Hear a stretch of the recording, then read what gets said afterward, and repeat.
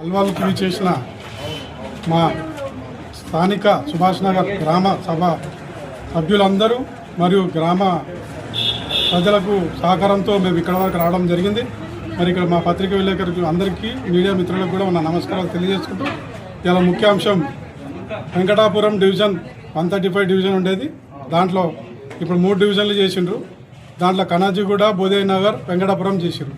అయితే మా పెద్దలందరూ కూడా మాట్లాడడం జరిగింది. ఎందుకంటే పురాణం నుంచి కూడా ఇక్కడ దొడ్డి అల్వాల్ దొడ్డి విలేజ్ని సుభాష్ నగర్గా పిలిచారు. మరి సుభాష్ నగర్ దొడ్డి విలేజ్ అనే పేరు పెట్టాలని మా ప్రత్యేక డిమాండ్. ఎందుకంటే దీనికి చాలా చరిత్ర ఉంది. అల్వాల్ తర్వాత సుభాష్ నగర్ చరిత్ర ఉంది.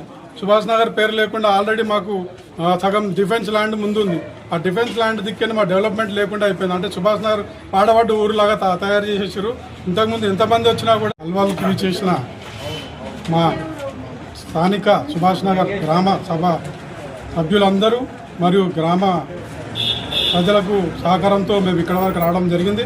మరి ఇక్కడ మా పత్రిక విలేకరులకు అందరికీ మీడియా మిత్రులకు కూడా నా నమస్కారాలు తెలియజేసుకుంటూ ఇలా ముఖ్యాంశం వెంకటాపురం డివిజన్ 135 డివిజన్ ఉండేది. దాంట్లో ఇప్పుడు 3 డివిజన్లు చేసిండ్రు. దాంట్లో కనాజీగూడ, బోధయ్య నగర్, వెంకటాపురం చేసిండ్రు. అయితే మా పెద్దలందరూ కూడా మాట్లాడడం జరిగింది. ఎందుకంటే పురాణం నుంచి కూడా ఇక్కడ దొడ్డి అల్వాల్ దొడ్డి విలేజ్ని సుభాష్ నగర్గా పిలిచారు. మరి సుభాష్ నగర్ దొడ్డి విలేజ్ అనే పేరు పెట్టాలని మా ప్రత్యేక డిమాండ్. ఎందుకంటే దీనికి చాలా చరిత్ర ఉంది. అల్వాల్ తర్వాత సుభాష్ నగర్ చరిత్ర ఉంది. సుభాష్ నగర్ పేరు లేకుండా ఆల్రెడీ మాకు సగం డిఫెన్స్ ల్యాండ్ ముందుంది.